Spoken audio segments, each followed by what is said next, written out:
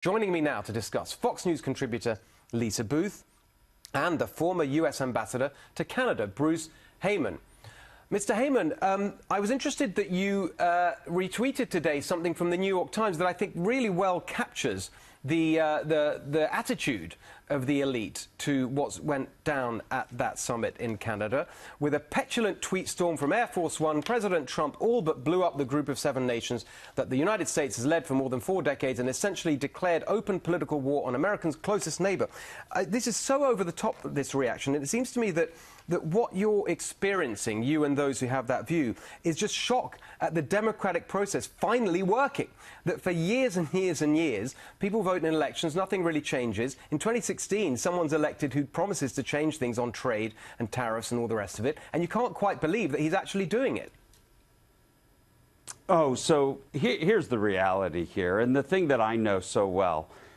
United States and Canada have no better relationship than any 2 countries in the world. And when we talk about trade, $680 billion in goods and services in the U.S. has a surplus in trade. This is our best friend. This is our best ally. And so to treat Canada in the way that we've been treating them, I think is unfair and inappropriate. That being said, I think calmer voices need to come in, and we need to find a path to solution. But don't get me wrong. This is about jobs for the middle class. Millions of U.S. jobs, middle class, good-paying jobs, are due to our relationship with Canada. And so I think that we have misplaced this. And I hear you. Look, I think there's a lot of excitement around populism, and you can clearly see that around the world in terms of voting and outcomes. But I think sometimes we put a gun to our head and start clicking the trigger, especially as it comes to Canada. I think we're making a huge error here, sir. But why do you think that it's not okay for the president to just simply move forward on the things he was elected to do, and specifically to put the American worker first? There's one particular thing. I mean, everyone is going on about how amazing Canada is and Trudeau's this great saint. What do you think of what's going on right now in the NAFTA negotiations over this, the investor-state dispute settlement, for example? Just one example of this dispute. Yeah, well, look. That we need to have a dispute settlement of some type. But let's so just if we explain, disagree with each other, we need to let's just explain to the audience what's going on here, which is that President Trump is trying to take out of NAFTA a provision that means that multinational corporations can get any disputes with a government dealt with by a bunch of bureaucrats, so that a foreign company that operates in America is subject to American courts. And it's Trudeau who's siding with big business against the democratic voice of a sovereign nation. Why is the elite defending that? I'm not getting involved. Look, I'm not the trade negotiator here between our 2 countries today. But I can tell you this. This agreement has produced a lot of middle-class jobs. 35 U.S. states, their #1 export market is to Canada. And we have a very balanced trade. In agriculture, the U.S. has a surplus in agriculture with Canada. Okay. In energy, I don't want to get bogged down. I don't want to get bogged down. I'm sorry to cut you, because we've rehearsed all those. I'm making a general point here, Lisa, about the fact that just the very notion of challenging this stuff is seen as just completely beyond the pale. How dare he even argue with our allies?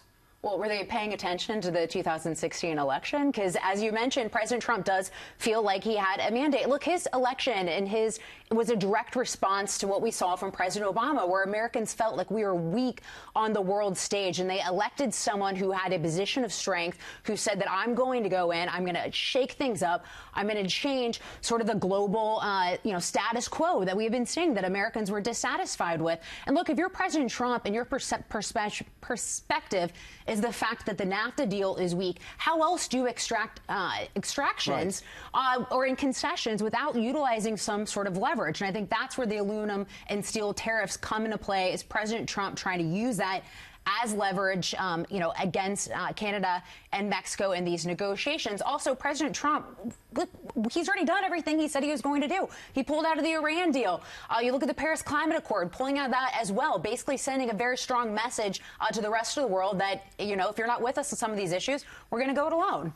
Right. Well, I agree with that very much, Ambassador. Look, I hate to sort of take a shot at your I guess former profession, but I mean, isn't it also good news that finally, thanks to President Trump, we're sort of pulling the veil from this ridiculous game of diplomacy that goes on, where these diplomats craft these communiques that sort of try and accommodate everyone's view. They cover up the reality, but actually behind the scenes, everyone's fighting and disagreeing. He's just putting that out in the open. It's just transparent, isn't it? It's better than diplomacy.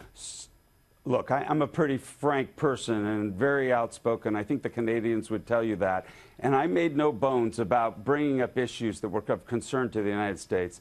But at the end of the day, we have no better friend in the world. And when we sit down and we're just talking about trade and dollars and cents, you're missing the point of how important this relationship has been to the United States. They have been there for us at every twist and turn in our deep history with them, 150 years. They were the ones who helped ferret our diplomats out of Iran when the Ayatollah came in and took over. They were the ones who were with us at 9/11. Oh, right. Look, not only with us. He's not trying to invade Canada.